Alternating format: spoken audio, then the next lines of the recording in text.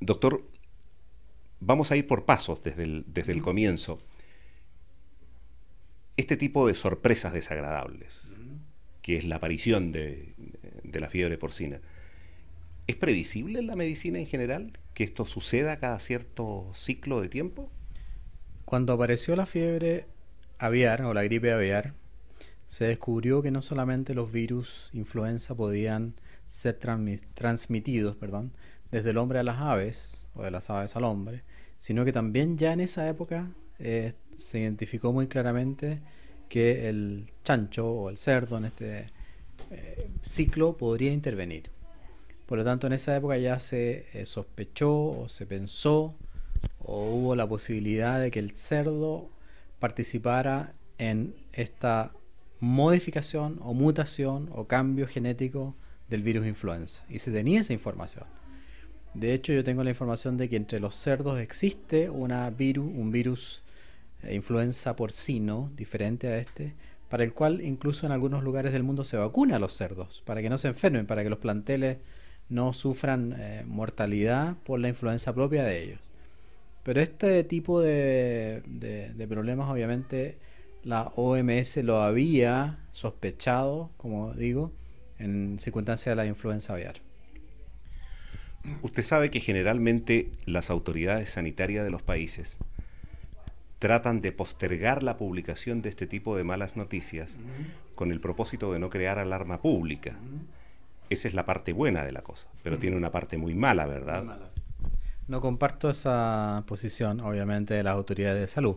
Aquí en Chile pienso que no se da esa situación, por lo menos no en lo que está ocurriendo ahora, que es la fiebre porcina. Creo que tampoco ocurrió eso con la listeria monocitógenes, por ejemplo, tampoco ha ocurrido con el vibrio parahemolítico. Pienso, y por eso es muy importante la prensa, que es fundamental que la población esté informada. Y si uno revisa las recomendaciones de la Organización Mundial de la Salud, le da una prioridad absoluta a los medios de prensa, a la información por intermedio de la prensa, para que la población, además de estar informada, pueda colaborar con los servicios de salud. Es negativo y va contra los buenos conceptos de salud pública ocultar la información. Yo no estoy de acuerdo con eso, pero creo que en Chile se ha actuado muy bien, se ha dado mucha información, hay una campaña muy bien estudiada y muchas medidas lógicas se han tomado para evitar la propagación en el caso que llegue el virus. Fiebre porcina. ¿Estamos frente a una enfermedad, a un contagio de carácter mortal? Es decir, ¿la persona que contrae la fiebre porcina está segura de que va a morir? No, en absoluto. La fiebre porcina tiene una mortalidad, según la Organización Mundial de la Salud, que va entre el 1 y el 4%. Es decir, un promedio de 2% de personas podrían fallecer. ¿Por qué las cifras de México son tan altas? O sea, han fallecido 103 personas y ellos han diagnosticado 1.600 o 1.300 personas infectadas, porque probablemente hay muchas personas infectadas que no tienen síntomas graves y que no han debido concurrir y a los cuales no se les ha hecho los exámenes de laboratorio para demostrar que tienen el virus. Por lo tanto, yo creo que aquí hay que estar tranquilo también. La mortalidad es baja. Los síntomas graves son compromiso del estado general, fiebre alta, intenso dolor de cabeza, intenso dolor de garganta, dificultad respiratoria. En ese caso, el paciente tiene que consultar inmediatamente y además tenemos la posibilidad de tratarlo. Hay un antiviral, hay dos antivirales, para ser justo, que son eficaces para este virus porcino. ¿Eficaces en qué lapso de tiempo? Bueno, eso es muy importante. Esa pregunta es fundamental porque la eficacia está relacionada con la oportunidad en la atención. Por eso yo insisto que el paciente que se sienta mal, entre comillas, que tenga fiebre muy alta, que tenga calofrío, que tenga compromiso del estado general, que tenga sobre todo dificultad respiratoria, tiene que consultar de inmediato. Se le hace un examen rápido que es la inmunofluorescencia, se confirma con proteína con reacción de polimerasa en cadena y se inicia el tratamiento si es que se confirma el diagnóstico. Esos pacientes no tendrían por qué fallecer, a no ser, obviamente, como en todo ocurre en medicina también, que hay excepciones. Si el paciente tiene una enfermedad grave, si es un paciente que tiene una enfermedad de base está muy deteriorado, obviamente que corre peligro de fallecer. Vamos al tema del contagio, de ser humano a ser humano. ¿Cómo se produce, doctor, antes de entrar en la peligrosidad del contagio y las formas de contagio, cómo se produce la mutación de un virus de esta naturaleza que solo se transmitía de animal a animal y ahora de hombre a hombre? Bueno, el virus porcino, entre comillas, normal, llamámoslo así, de los porcinos, también se transmitía a los seres humanos. Lo que pasa es que lo tenían la gente que convivía, por así decirlo, con los cerdos, los criadores de cerdo o en los lugares donde tenían cerdo en la familia, y esa gente, afortunadamente para ellos, tiene anticuerpos contra ese tipo de virus, de los virus porcinos. ¿Qué es lo que se produjo acá? Que el ser humano contagió al virus, contagió al cerdo primero, pero lo contagió con un virus influenza humano.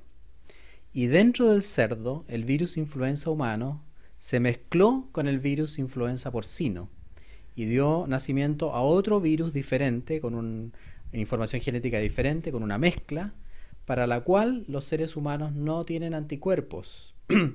Y además de eso, este virus, a diferencia del aviar, tiene la particularidad de que se contagia entre un ser humano y otro. Y por lo tanto, eso es lo que teme la Organización Mundial de la Salud, y ese es un concepto que tiene que ver con la pandemia. O sea, cuando hay la posibilidad de que un virus mutado, para el cual el ser humano no tiene anticuerpos, se transforma en un virus que se transmite de persona a persona, ese virus se puede generalizar a nivel mundial y transformarse en una pandemia. Por eso es que están tan preocupadas las autoridades de salud. ¿Y son estos dos factores fundamentales los de contagio, es decir, contacto humano y vías respiratorias? Fundamentalmente las vías respiratorias. Es decir, si una persona estornuda frente a otra, tose frente a otra, se limpia la nariz y queda la mano con secreción nasal, le da la mano a otra persona y esa persona lleva su mano a la cara o recibe el estornudo o recibe la tos, esa persona tiene un alto peligro de contagiarse. ¿Por qué? Porque una de las características de los virus influenza es que son altamente contagiosos. Así como dijimos que la mortalidad es del 2%, la contagiosidad es casi del 100%. Por lo tanto, ahí está el peligro. Es decir, me está diciendo con otras palabras, no hay defensa para el contagio. La prevención consiste en lavado de manos, consiste en taparse la cara cuando uno va a toser o va a estornudar, usar pañuelos desechables, desechar esos pañuelos en bolsas de plástico que se puedan cerrar, evitar las aglomeraciones, sobre todo los niños pequeños o los adultos mayores no vayan a lugares donde hay mucho público, como los malls, como el transporte público o lugares donde se puedan contagiar. Es decir, lo más básico es la prevención, lo más importante. De tal manera que si es así, el uso de estas máscaras que vemos, por ejemplo, en algunos aeropuertos, es una medida conveniente. Es una medida conveniente en el sentido de que el personal que está atendiendo al público que viene de los lugares donde hay influenza demostrada, influenza porcina demostrada, tiene que protegerse, porque la persona que viene en el avión de México, por ejemplo, y le tose a la persona que está atendiendo público o estornuda, lo puede contagiar. Es muy importante que esa gente que está atendiendo público use mascarilla. Sin embargo, hay que recordar que la mascarilla tiene una efectividad limitada en el tiempo. Es decir, después de media hora, de 40 minutos, cuando ya la mascarilla está húmeda, está muy llena de secreciones o está con mucho vapor de agua que producimos los seres humanos al respirar, hay que cambiarla. Doctor, usted sabe que los medios de comunicación, cuando aparece un virus de esta naturaleza, lo que hace son comparaciones con el pasado. Entonces, todos los medios han recordado, por ejemplo, la tremenda pandemia de 1918. En España. En España, claro. o la pesadilla, como le llamaban. Exactamente. Bueno, murió mucha gente. En España, en 1918, murieron 20 millones de personas. Y el virus fue el H1N1.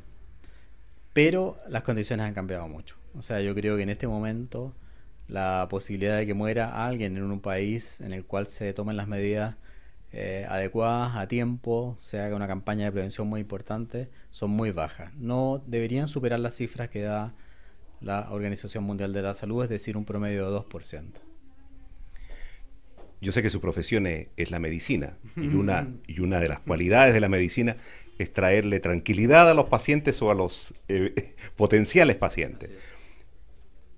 ¿No debemos en consecuencia tener pánico y sentir un miedo atroz por lo que se nos puede venir encima? De ninguna manera. Yo creo que no hay que tener miedo, no hay que tener pánico. Creo que justamente eso viene de las épocas pasadas. En la Edad Media era lógico tener pánico y tener susto cuando uno no está informado. Por eso la primera pregunta era muy importante. Cuando uno no está informado, cuando uno no sabe lo que puede o no puede ocurrir, cuando uno no sabe qué medidas tomar, hay que tener susto. Pero aquí se sabe cuál es el germen, se sabe cuáles son las medidas protectoras, hay exámenes para comprobarlo y hay medicamentos para tratarlo. O sea, hay que guardar la tranquilidad. Finalmente, doctor, ¿es dable esperar a la brevedad una vacuna en contra de este virus mutable? Una vez que se aísle el virus, que se haga una secuencia del virus, los laboratorios han prometido, digamos, comentado la posibilidad de producir una vacuna. Es decir, una vez que uno tiene el virus, ese virus se inocula o se hace ingeniería genética y se podría obtener una vacuna. Eso obviamente corresponde a otro nivel de la ciencia, no al que estamos discutiendo ahora, pero es posible. Además, los laboratorios fabricantes de antivirales también han prometido que pueden aumentar rápidamente la producción de antivirales en el caso que sea necesario. Doctor, muchas gracias. No, de nada, un gusto, un placer.